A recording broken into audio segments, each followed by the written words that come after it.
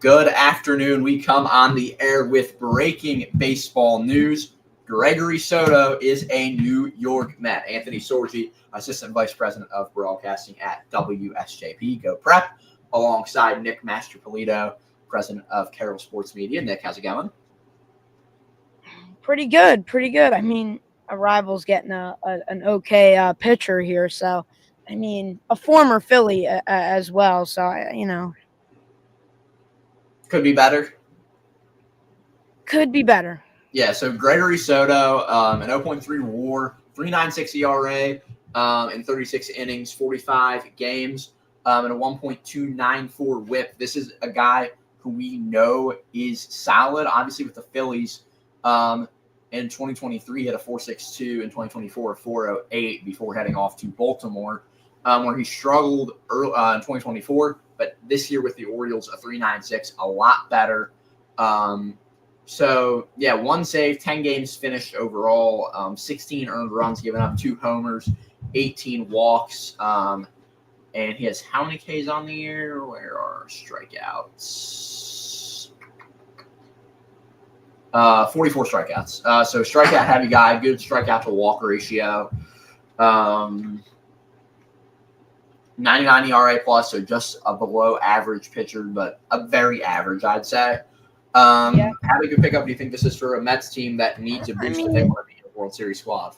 This is a pretty solid pickup. The Mets giving up 2 minor leaguers in the deal, a single A and the number 19th ranked prospect for the New York Mets in Wellington Aracena, who has pitched in 17 games, has a 1-1 record, 2.38 earned run average, 64.1 innings pitched, 84 strikeouts with a 1.13 WHIP, and Cameron Foster, who is in Double A, Wellington Aracena, and Single A. Foster, 21 games, 30.1 innings pitched, 39 strikeouts, 2.97 earned run average, 5-2 in wins and losses, and a 1.05 WHIP. So they didn't give up much. Obviously, number 19th ranked prospect and an unranked prospect. So they didn't give up a hefty amount of star power. But you can't judge these guys until they make it to the big leagues and they really show their true potential. So right now, if the Mets really want to win right now, this is a pretty solid deal. Yeah, and how about Josh Naylor heading to Seattle last night? That's a big pickup for a Mariners team that's coming off a series loss against the Brewers. They sit 6.5 back of first place in baseball. For the Diamondbacks, we knew they were going to be sellers, but they're in a playoff race technically. When you look at the standings, they sit currently, they sit 4 games back of the Giants, so that number 6 seed in the National League. Obviously, they'd have to leapfrog a couple teams, the Reds and the Cardinals in there. But Arizona, a team that went to the World Series, they are in full sell mode. Big pickup for the M's.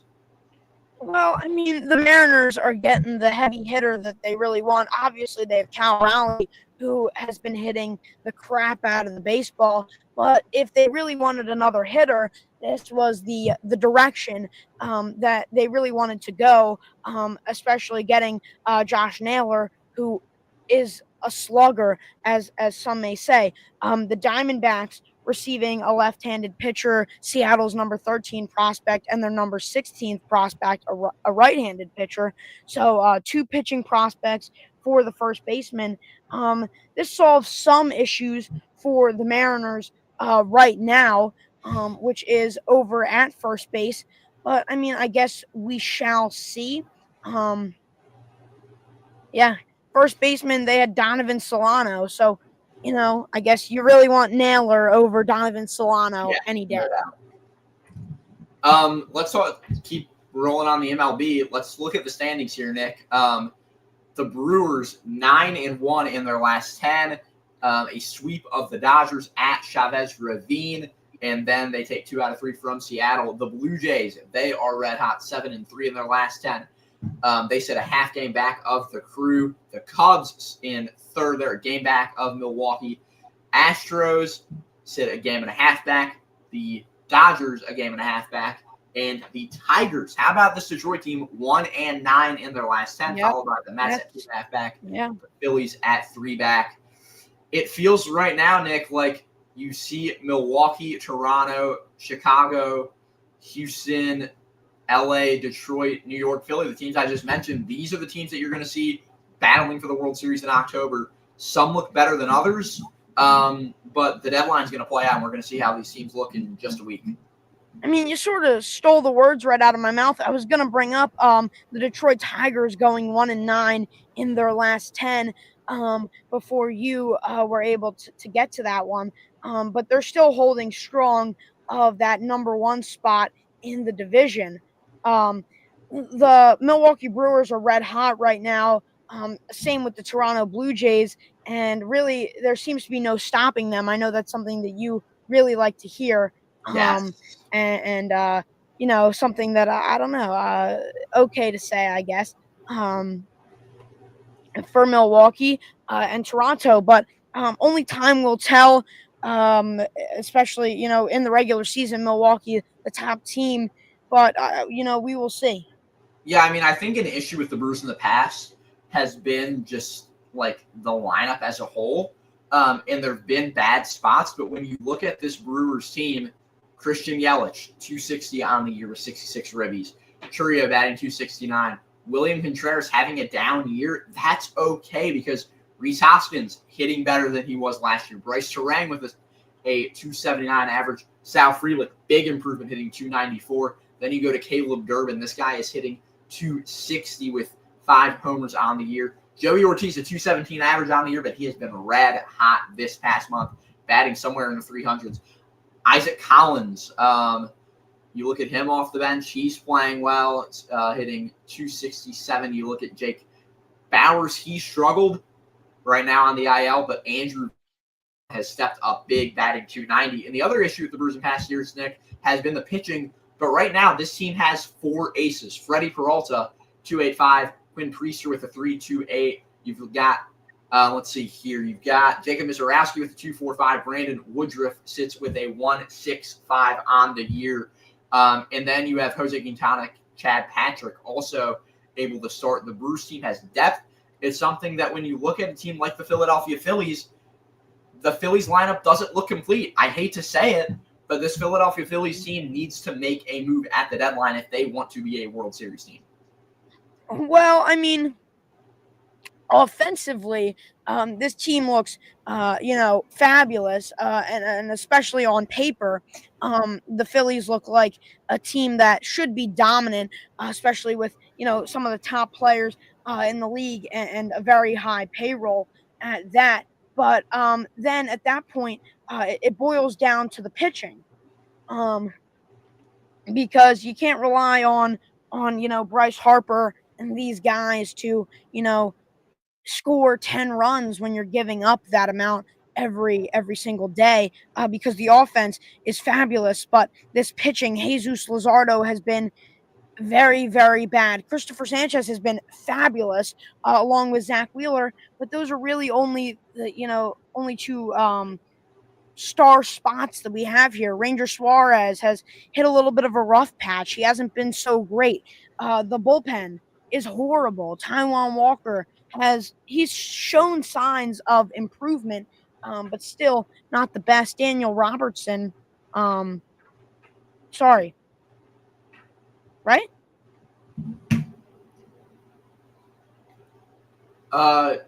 Yeah. David Robertson. My apologies. David Robertson, who's in AAA at this point, still not up. The best pitcher in this bullpen, Matt Strom. I mean, yeah. Can I give my objection to the Max Phillies? Lazar. Can I give a quick objection? Sure. I think in October, you can't rely on the long ball to win you games. And this Phillies team relies so much on the long ball. You have to be able to win in multiple ways. You have to be able to string together hits. And we saw what happened when the Phillies had a bye last year. They could very easily have a bye this year. I mean, you could see if the Phillies are only, a game and a half back of the Dodgers. If they get to that bye, it's going to take a while to warm up those bats. And it's a lot easier to just hit for contact and get a couple singles and doubles when you've been off for a week or so compared to just trying to rely on 400-foot bombs to dead center.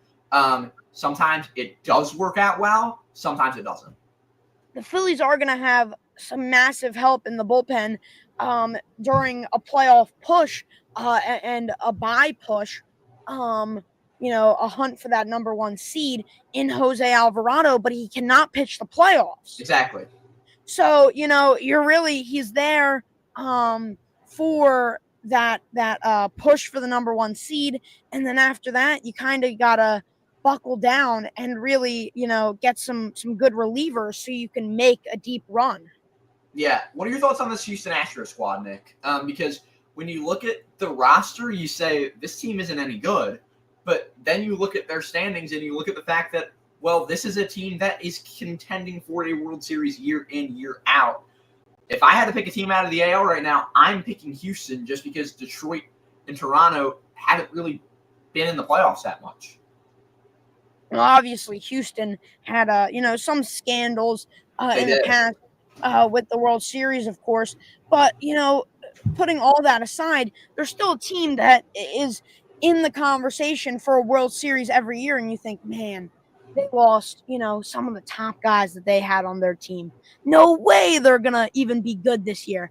They start off the year, they started off this year below the Athletics. And you're like, oh, the Astros are horrible. They're really bad. But look at them now. They're a 60-win team. They somehow every time find a way to battle back year in and year out. They're a team that, if I were a betting man, I would bet on them to make the playoffs every single year. Yep.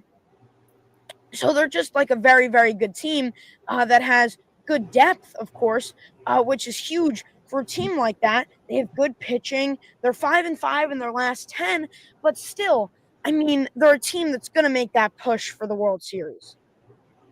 Yeah, I mean, Jeremy Pena is hurt right now. He's batting .322 in the 82 games he's played. When he comes back, when Isaac Paredes comes back, they're going to look really, really good and really scary. Last team I want to touch on, Nick, the Chicago Cubs.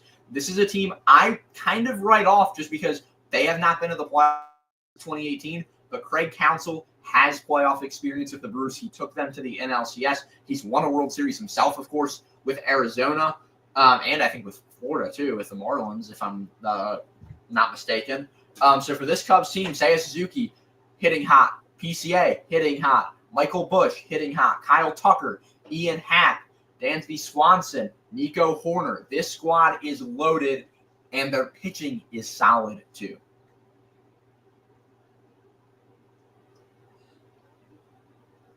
Nick, what do you think about them? I think we might have lost Mr. Nick Masterpolito. I don't know what our issue is. Are you there, Nick? Are you there? Hello? Yeah, I mean, absolutely. I just want to make sure I'm not having any, network issues on my end.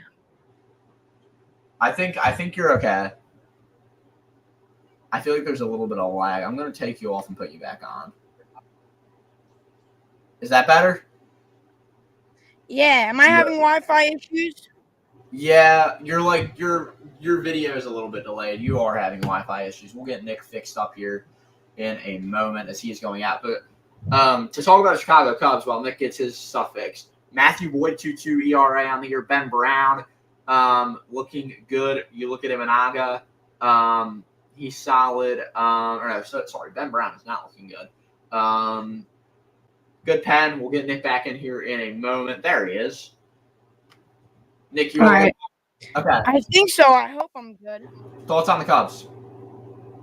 Yeah, I mean, Pete Crow Armstrong has been the talk of the town as of late, along with, this team that is pretty good. Dansby Swanson, of course. They have a very, very old player in Justin Turner. What is he, like 40 at this point? Crazy. Yeah, he is. He's 40 years of age. Kyle Tucker, who is turning heads. Seiya Suzuki, Ian Happ. That outfield is so good. And the pitching, I mean, not to take away from that, it is, pretty good as well. Good pen. Rotation needs work, I'd say. Yeah, I mean, they have a few guys that are like, these are really good pitchers here. Shoto Imanaga. He is very, very good. Oh my goodness. 7-3 this year, 2.40 earned run average, and nobody seems to really be talking about him. How about Matthew Boyd with a 2-2? Another guy that really is going under the radar. Yeah, And then I picked up Boyd in fantasy today. They have good bullpen arms in Ryan Presley and other guys that are impressive. Yeah, okay, well, before we get our guest Rich Flanagan on here in a minute, Nick, loaded weekend of baseball. Looking around the league, the Phillies take a visit to the Bronx. You've got the Dodgers in beautiful Boston, Massachusetts. Tampa and Cincinnati battling. That's a big wild card series to watch. Toronto and Detroit looking to for one of those teams to secure the top spot in the AL. Not secure it, but have that lead heading into next week. You look at San Diego and St. Louis, another big wild card series. You've got Cleveland at Kansas City, both teams fighting right now in that AL race. And then New York, San Francisco. A lot of great series to watch this weekend, Nick. Absolutely. A lot of good baseball. I'm excited for the Phillies, of course. Yeah, your audio is a little bit glitchy there, but is it? Yeah, you're good now. You're good now. Okay. But yeah, Phillies, Yankees on Apple TV tonight, as is Cleveland, Kansas City, and then tomorrow everyone can tune in. You got you got Kansas City, Cleveland, as well as LA, Boston on Fox. Sunday Night Baseball is going to be New York, San Francisco with a 4:00 Roku game between Seattle and LA. The Angels, not the Dodgers. So yeah, it should be a fun weekend of baseball. I think that this is going to be another just fun weekend to watch. It's going to be that way until the end of the year, of course. Next weekend, this coming week, actually, the Cubs and Brewers have a big series coming up. So that'll be fun to look forward to heading into the deadline. You'll have Arizona, Detroit. You'll have New York, Tampa, Boston, Minnesota, Chicago, Milwaukee, New York, San Diego.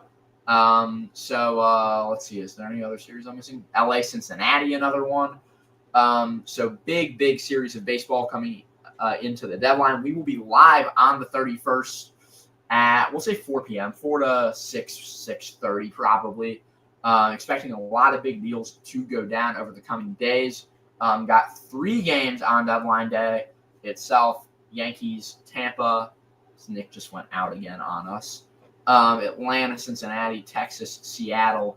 The 3 games on deadline day. We will not be live next Monday, as I have a meeting for WSJP on Monday. And Nick just left, so we will have to wait for him to get back in here. Apologize for the inconvenience. And guess who's back? Back again. You good? I think so. I hope so. Okay, good. So, other news, Hulk Hogan passed away. Obviously a wrestling legend, a man who changed pro wrestling forever. So God rest his soul. Wish the best for him and his for his family as they go through their grieving process. So obviously thoughts and prayers down in Florida. And then after our interview, we will be talking NFL. ESPN deal could change the landscape of sports media without a doubt. NBC looking to bring back a cable channel. Rich Eisen heading to ESPN. A lot of big-time deals going on. Speaking of Rich Eisen, I have him on my second screen right now. So he's talking to Omar Khan, the general manager of the Pittsburgh Steelers. Happening elsewhere, we've got Maine and Connecticut facing off on ESPN in the Little League World Series softball tournament. So that's fun. Baseball coming up in a couple of weeks, which should be enjoyable to watch in beautiful Williamsport. That will wrap up, Nick, of course, the weekend that Carroll football and St. Joe's Prep football start up. Which is less than a month away, Nick. Getting close to it. Absolutely. I'm excited. Closer and closer by the day. under a month away from the prep kicking off already. So it is quite fun. Nick Saban, by the way, saying that he will not be returning to coaching as of now. No, there's been no offers or no opportunities that he is a fan of looking at. Elsewhere, of course, we have the Bristol series coming up in the MLB, so that should be fun. But Nick, I think we have our guest for today sitting in the back room waiting to join us. So I need to do a quick adjustment here to allow for a third person on the screen because it has been a while since we have used this streaming room. So give me a moment as I do that. Copy, paste. There we go. And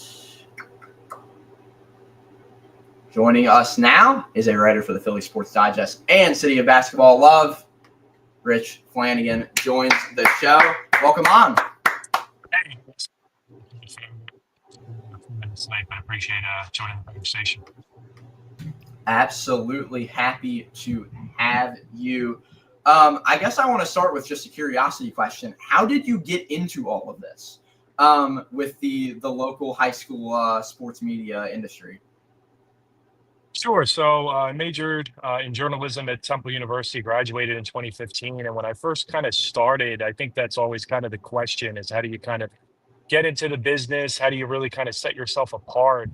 And, Josh Verlin, who's been so great at his development of City of Basketball Love, even now, but all those years back was kind of looking for writers, freelancers who could kind of help us, kind of grow the site. And even though people freelance, the good news about working with Josh is that he really helps you develop your craft in terms of not only your writing style, but developing contacts, developing those relationships, and just getting a general understanding of the, basketball market in Philadelphia and beyond.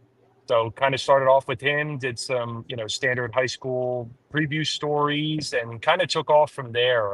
The next thing I knew, as being an Archbishop Ryan grad, I kind of had the understanding and the, kind of the layout of the Philadelphia Catholic League for a long time. And that kind of helped me develop. And then kind of from there, that kind of became my, specialty or beat from there is what I've really kind of focused on. Intertwined the Interact a little bit more in there as well. But just try to develop from there.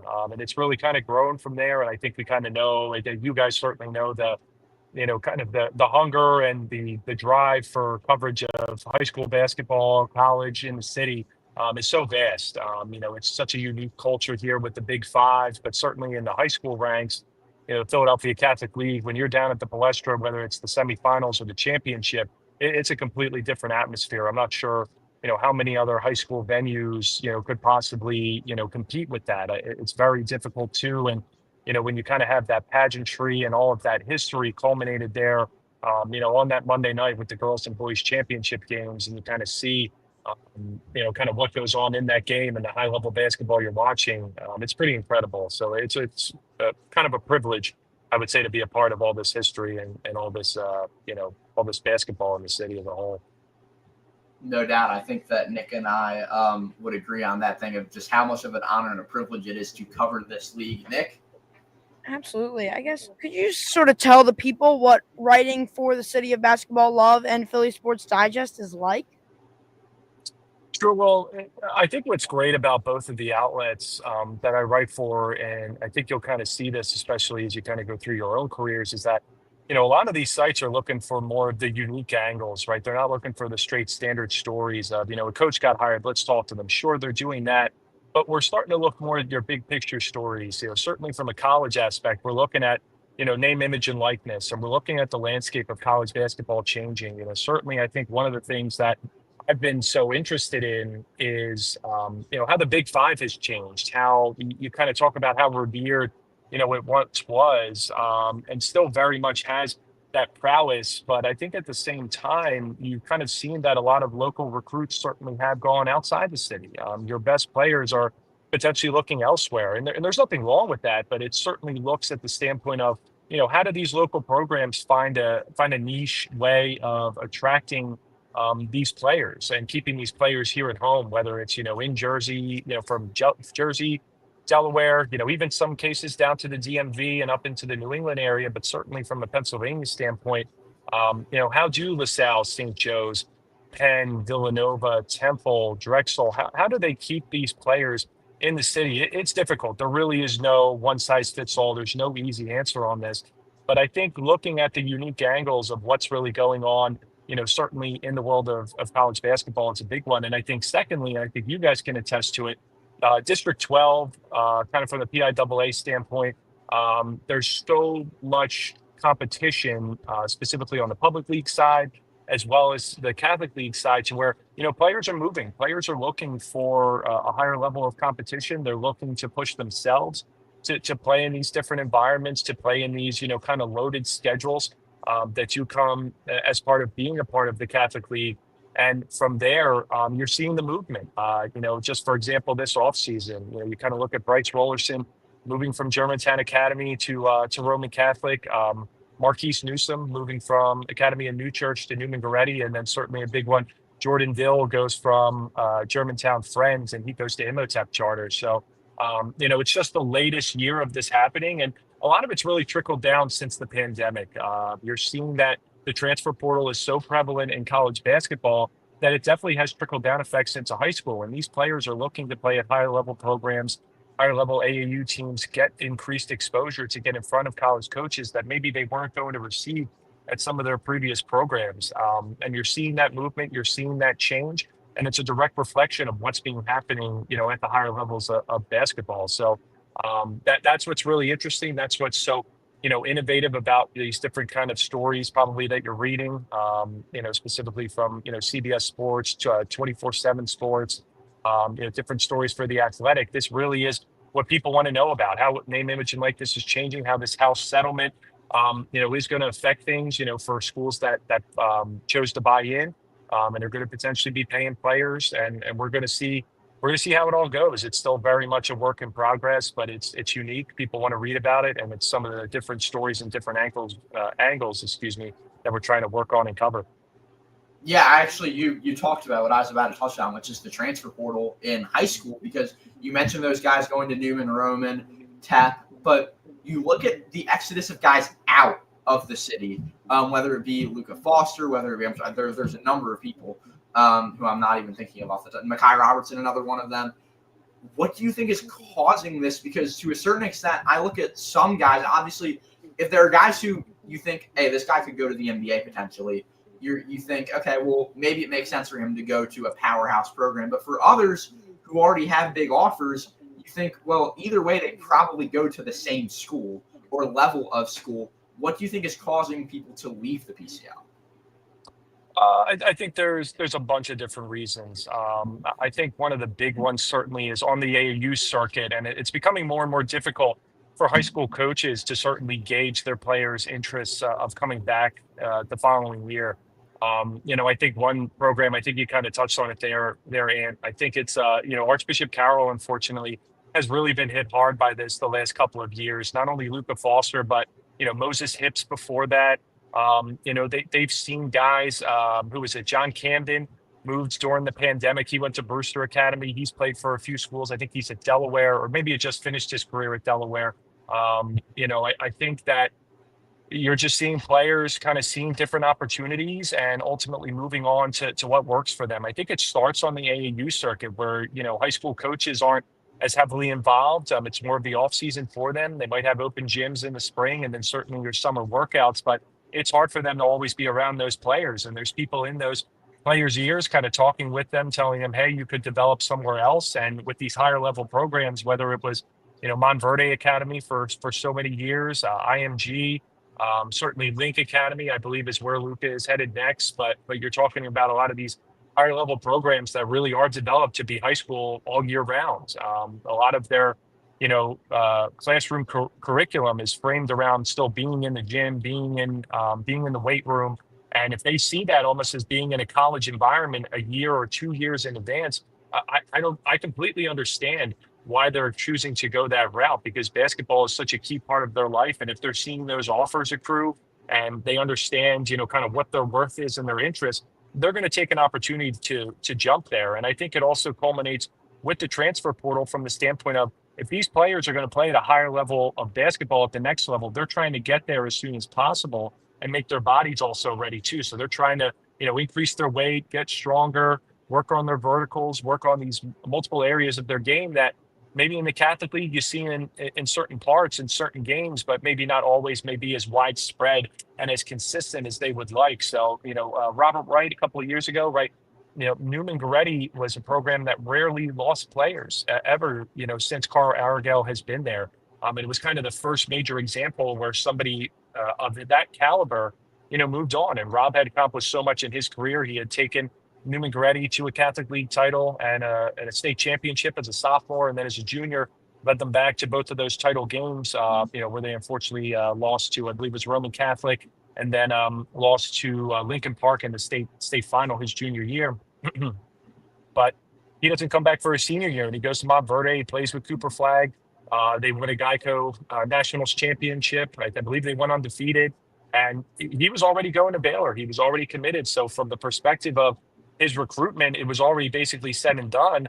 But, you kind of look at the next phase for him, which was, I need to develop to be involved in basketball all year round. I have to get stronger. I have to make myself ready, which he certainly did. He had a really solid freshman season at Baylor, now certainly at BYU. But you're looking at it from the standpoint of, these players want to be ready as soon as possible. And you look at the NBA draft, right? One and dones. Guys are going to the next level at a really young age, and they're having a much longer career as a result. So these guys are looking to see how quickly they can get to these opportunities. And, certainly with name, image, and likeness, based upon the program they choose, it's also presenting different opportunities based upon where they go. Because a lot of these offers don't necessarily stay around should, the recruitment change. And it's just such an ever-changing landscape for this. And specifically in District 12, these coaches are, having talked with a lot of them, it's tough. I understand that it's kind of like a full-time job now. It's not just the season ends and, everybody comes back, who should be coming back. It's such a changing landscape, and coaches they're struggling to deal with it. I completely understand why. And players, and they're, in some cases.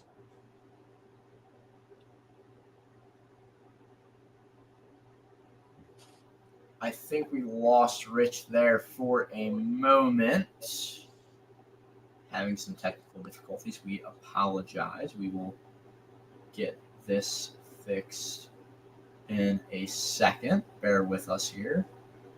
So I'm waiting for his feed to refresh. There we go. Let's see if we're good now.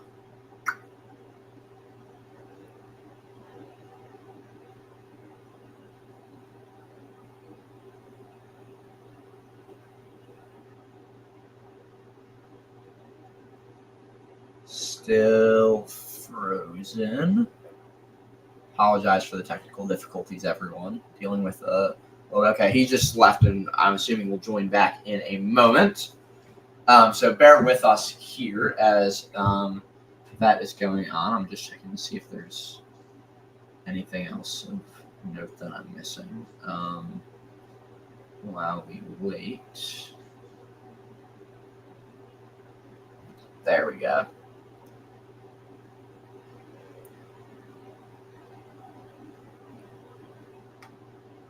Hey guys, sorry about that. There we go. All good. I think we got disconnected. Sorry about that. No problem. But continue with what you're saying, talking about just this ever-changing landscape, coaches not knowing if these guys are going to come back. Sure. Yeah, I think we kind of touched on most of the major points, but I think the other big one to kind of highlight is how do coaches potentially combat this, right? I think a lot of the coaches kind of talk about, hey, I want guys that want to be here. I want to work with them. I want to be with the guys that want to be in the gym. But I think a lot of the coaches certainly, it's not, they don't necessarily hold grudges. They understand it. They understand that the landscape is changing. It's bigger than simply basketball. The guys are looking for different opportunities, and they're going to try to develop themselves as much as possible. But you kind of see now, every year in the Catholic League, once in a while, we get kind of a surprise team. I think people are looking at Bonner Prendergast this year, certainly with Cam Jackson and Corey Francis, seeing what more they can do and what they can build on. But kind of harkening back to Archbishop Carroll, 2 years ago they were in a state championship game, and everyone in their starting lineup, and all their, I guess, basically the role guys all the way down to, number 6 and 7 were all sophomores and freshmen. And you're thinking potentially, oh my goodness, like what could this team really accomplish? Everyone's coming back. They can continue to kind of build off that. But Ian Williams gets hurt in the offseason. That forces him to miss the entire year. Now Luca Foster is out. Munir Grieg is a guy that's, I think he's ranked in the top 30 in his class. He's playing with the PSA Cardinals, or just played with the PSA Cardinals this past year in the Nike EYBL circuit. He's going to be another solid contributor. Ian's got one more year. Is he going to be ready? Nasir Rawls.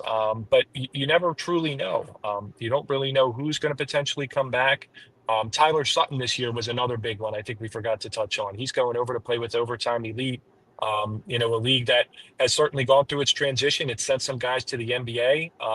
It's surprising because you're looking at Sutton now. This is 3 changes in 3 years. And in some cases, people think that's, is it good for him? I mean, he's one of the best recruits in the country. He's not, one of the players you need to worry about. His recruitment's going to be solid. It's going to continue to take off. He's going to continue to build on what he's done so far. But there's other players, that are potentially moving to other schools that I guess the grass isn't always greener on the other side. And certainly you kind of talk about if they had stayed with their program that they were currently at, would it have been more beneficial to them?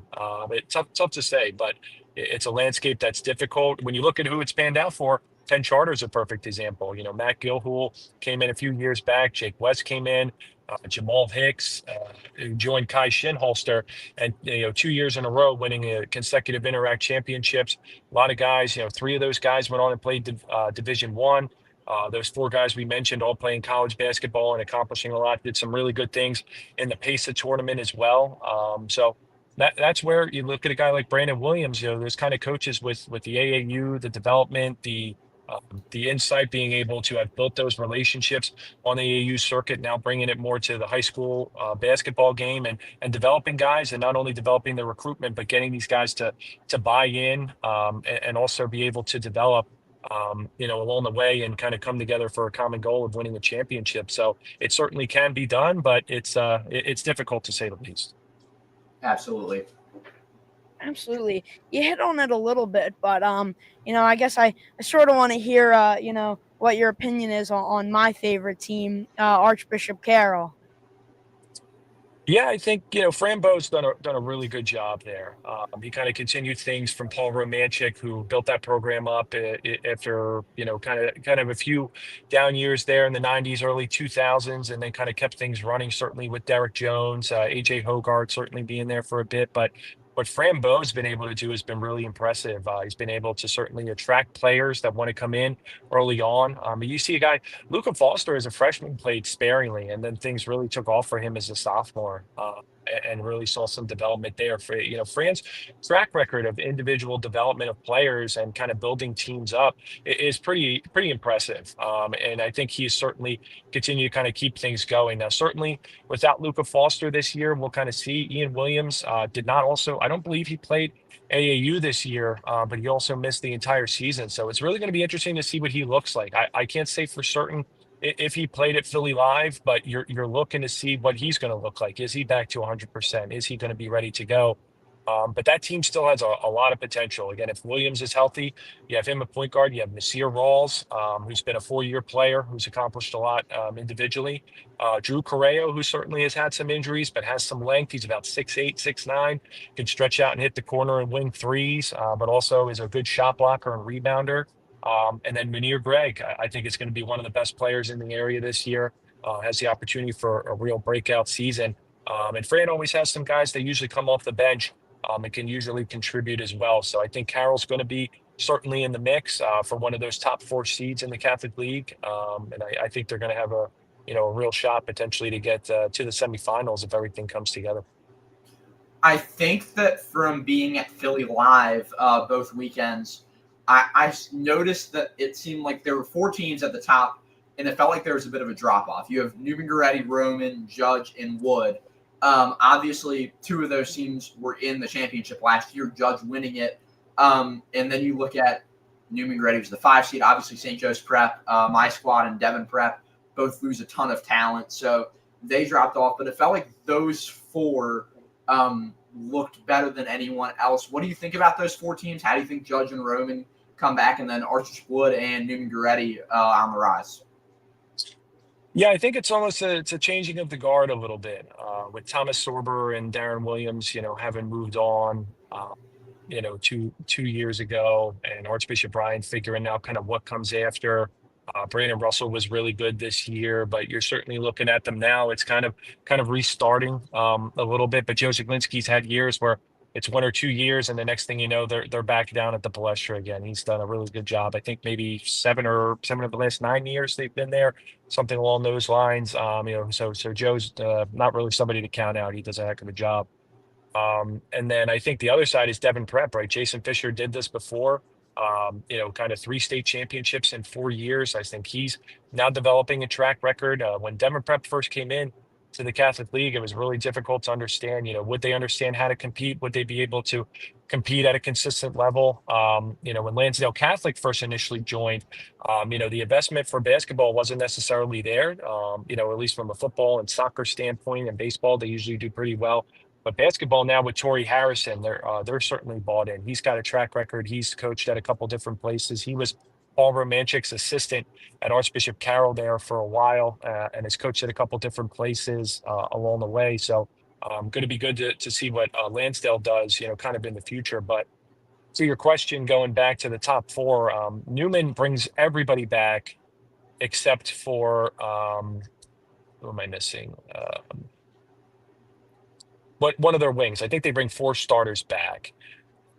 And not only that, adding Marquise Newsome, who's a versatile wing forward, that's going to be big for them. Stephen Ashley Wright's going to Townsend. I think Cody Colson can play at the next level. Deshaun Yates can play at the next level. Alassane Njai can play at the next level. So they have college level talent across the board. And Marquise Newsome's a guy that's going to develop Division I interest. I apologize if he hasn't, or maybe he has already, but I think there's going to be a real opportunity for them to develop. And there's one other player that they added who's eluding me at the moment. It's Scoop Jardine's, I believe, nephew, who's coming over. He played out in California last year. He's got a high school, college ready body already. He's about 6'4", 6'5". His name's eluding me, but that's going to be a nice addition to come in the mix. And again, with that kind of lineage, right, of kind of having that relation with Scoop, who's played for Arrowgale and had so much success before going on to Syracuse. That's going to be exciting for them. Roman's kind of also in an interesting position here, where Sutton has left, Sharif Jackson has graduated, but the other side of things is that Sammy Jackson certainly committed going to VCU. He's continued to develop. He's going to be really, really good. I think Bryce Rollerson's going to be a really nice addition for them to develop. And RJ Smith's kind of the big one. I know for a while people were trying to figure out, is he transferring? Is he not? Jordan Dill comes in for MHF charter, and RJ comes over here now. Ultimately to add to the team. Roman's still looking for a head coach right now. I think there's been some rumors out there about potentially who might get the job, and who the candidates are, but they're still kind of going through that last I heard. But, that core is still together. A lot of those assistants are still very much involved that worked with Chris McNesby after, so many years of success. So they're still involved. But I think Roman's going to be up there as they always are. Newman will be there. Judge is going to be interesting because I think they're really in the midst of some historic accomplishments here. You talked about last year not only winning the Catholic League championship for the first time since 1998, but their first state championship ever. I mean, if for everyone that was down there, in Hershey, and kind of got to experience that was a largely a Father Judge crowd, and they were really proud of the accomplishments. And you kind of talk about the guys like Kavar Kennedy, Everett Barnes, Nazir Tyler, Max Mashinsky, Rocco Westfield, and then Derek Morton Rivera, just such an accomplished team. And Kavar and Everett are moving on, but Mashinsky's back, and he's garnered Division I interest this offseason. Rocco Westfield has an offer from Merrimack. Derek Morton Rivera is continuing to rack up Division I offers. I think he just got Richmond yesterday. So you're seeing the accumulation. Nazir Tyler, I think, is also a guy who can play at the next level. So Chris Roundtree's got himself a heck of a team, and he's keeping that continuity going coming into this season. So they're certainly going to be there as well. St. Joe's Prep, I feel like Will Lesovitz is still a guy that's going to kind of, help Chris Clark in that initial transition here. It's going to be really exciting to see what they do. Mekhi Robinson kind of moving on. I think even after his initial season at freshman season at Life Center, I think he, last year you're talking about coming into a tough spot because Jaron McKee, Jordan Ellerby, Olin Chamberlain, such accomplished players that really were kind of running the show. And Mekhi kind of had to play a secondary role. I think he would have been solid this year and would have been one of the best players in the Catholic League this year. But certainly I know moving out to SoCal Academy and excited to see what he accomplishes out there. But it always goes through a change. I'm sure there is going to be a team this year that is going to surprise a lot of us. And we might not even be, we might not even see them coming. Could be a team like Devon Prep from a couple of years ago. West Catholic still has a lot of talent coming back this year. They're still looking for a new head coach after Miguel Bocachica is moving on to Overtime Elite. But still, Kingston Wheatley, is there. I think he's going to be really solid. They still have a lot of players left over from that state championship team, that are going to be coming back as well. So we'll see. I'm sure there's going to be a team that's going to surprise us. Can't think of who it's necessarily going to be right now. I think Kamala Egan might be coming up in the next couple of years. Sean Tate's over there kind of building some things. He's got some players, that he's really excited about. So we'll see. I think there's opportunities for some of these teams to develop and really kind of break through, because I think when you have some of these other programs that maybe have had recently accomplished seasons and they have to kind of rebuild and reformulate how they're kind of doing things, this opens the door for some of these other programs. And I think the last one you touched on, Anthony, was Wood. Certainly with Jaden Jenkins, kind of a 6'8", rangy forward wing who can hit the three, block shots really well, play above the rim. Brady McAdams is another guy that does really, really well. And they have a lot of complementary pieces around. So, John Moscow, similar to like I said about, Joe Zaglinski, every couple of years, maybe it's a year or two where they might not necessarily meet expectations, but give them some time and they're certainly back in the mix once again. Absolutely, no doubt there. Nick? Yeah, I guess I'll bring it over to the girls' side. And we've seen, the transferring happening over there as well. Do you think that there's, a drop off after the first couple of teams that we see on the girls' side of the Catholic League? Potentially. I think it's similar on the girls' side as the boys' side. You certainly, not as polished on the girls' side, but I think certainly this year you kind of look at how, Archbishop Wood, who's always regularly consistent, always does well, and will continue to kind of be at the top and be competing.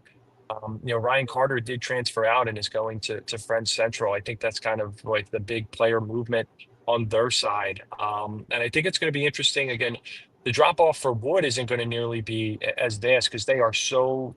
Mike McDonald just does a great job and has such an accomplished track record of being able to keep these teams going and bring new players in and develop them and get these cohesive teams to make a run down to the Palestra. He's been there on such a regular basis.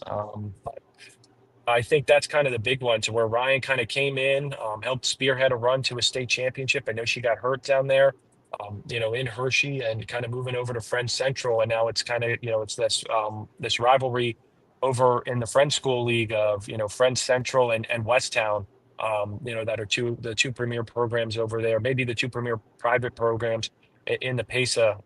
So it's going to be exciting to watch them. But Archbishop Carroll is still going to have a solid year this year. You kind of have the Ebears that are still there. Kayla Ebears is certainly accomplished. She's already raking in Division I offers as of 2028.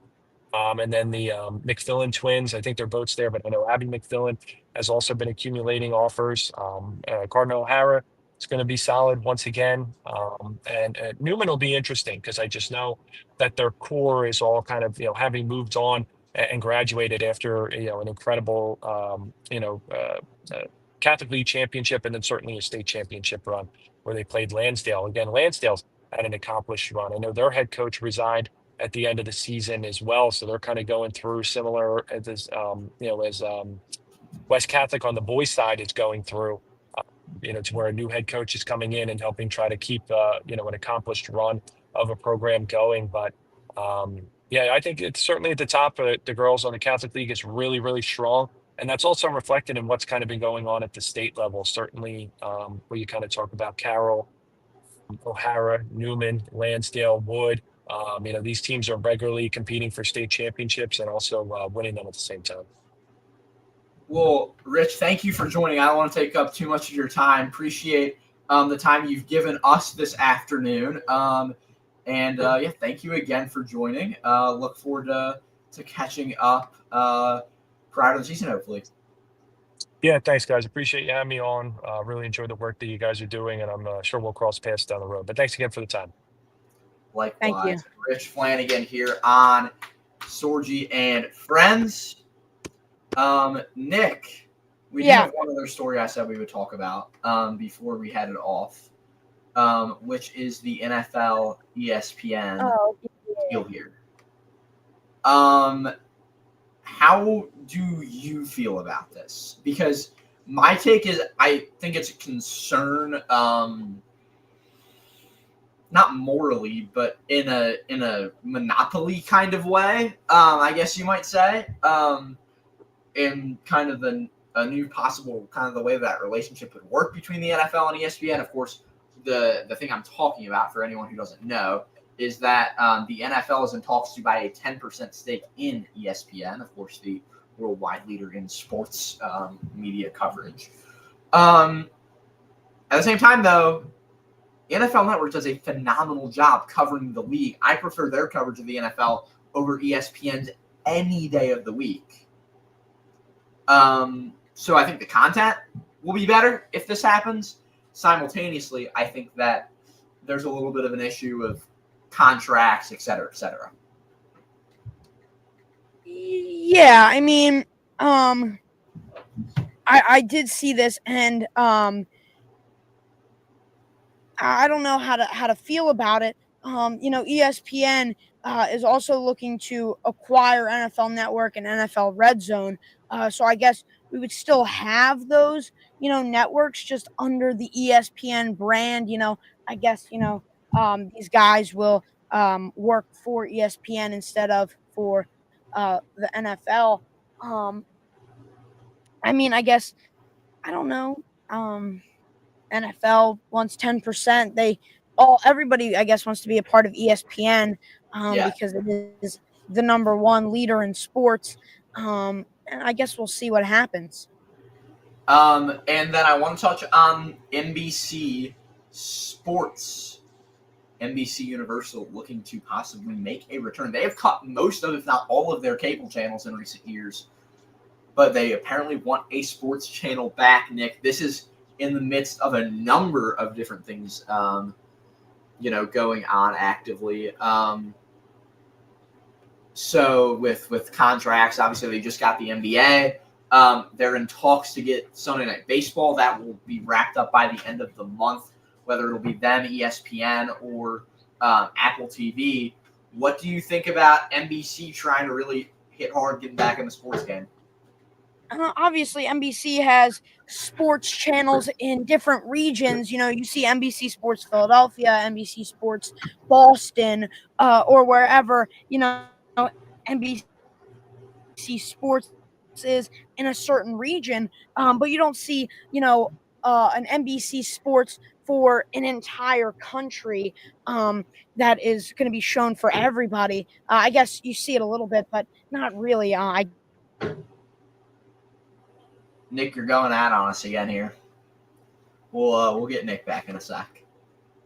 Having all the technical difficulties today.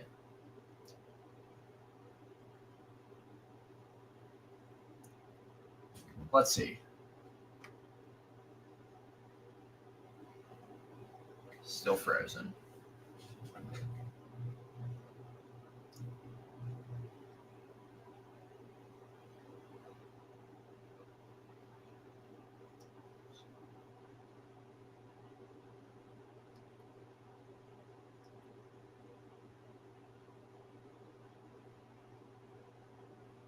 Okay, Nick is still having quite the amount of technical difficulties, so we will let him figure those out.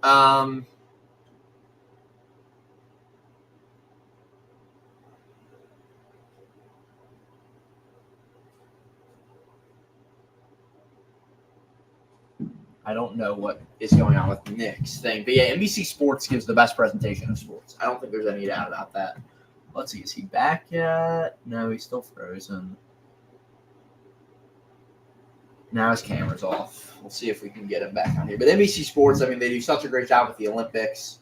They do such a great job as a whole. And there's Nick back. What I was saying while you're gone, Nick, is that NBC Sports does the best presentation of sports. NBC Sports does a better job than any other network or company in their presentation, in their production of it. Obviously, they do the Olympics so well.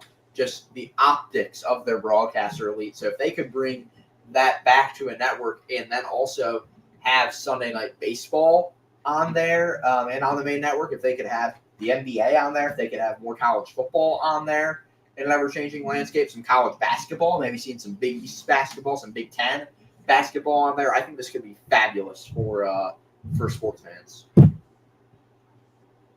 Absolutely. Any comment there? No, I mean, yeah, we like NBC Sports. NFL on NBC, bring it back. I mean, we already have an NFL on NBC. Yeah, but like the old one. What do you mean the old one? The old logo. I want the old logo, Anthony. The old logo. Okay. I mean, I think Sunday Night Baseball or Sunday Night Football is obviously great. But yeah, we'll see what happens. Trying to think if there's anything else to touch on. Hot day out there, so hopefully some of the viewers are down the shore enjoying some cooler weather. And bring back the old NFL on NBC logo. I still don't know what logo you're talking about. Hold on, I'm looking this up now. NFL. I mean, the NBA on NBC's coming back is going to be fabulous.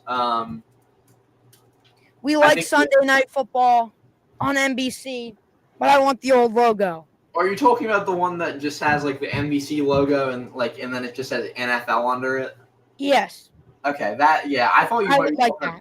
I thought you were talking about the old like '90s one that had like. No, I would like that logo back, please.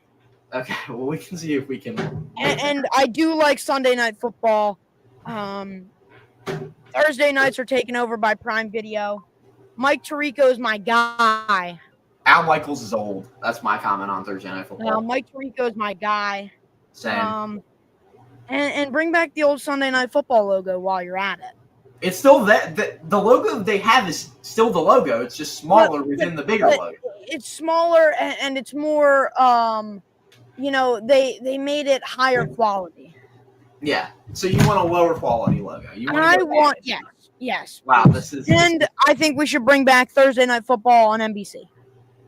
I actually concur with that. That won't happen for a while, but I concur with that. Other stuff.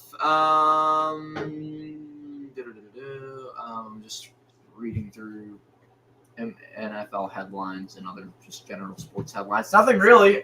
Phil's are on Apple TV tonight, so for those of you who have Apple TV, enjoy watching. For those of you who don't, guess you're going to have to use the pirate streams like me tonight. Actually, I'll be watching the Brewers game at 4 and then the Home Run Derby after that at beautiful Miller Park. But have a great weekend. Stay safe in the heat. Go Phils. Happy birthday to Ryan Sullivan. Happy birthday, RTG. Mr. President. Welcome back to On Camp. I'm going to be actually calling him as soon as I get off of here to check in on him after his wonderful Italy trip. RTG, my guy. Happy birthday. Yeah, so we'll be back next week for the deadline at 4 p.m. on Thursday. No show Monday because I'm busy. And, we'll see what next week brings. But we'll see you all later. Nick, any final thoughts? Mm-mm. Okay. Well, enjoy your weekend, folks. And as always, go Pro. Roll Pats. Peace.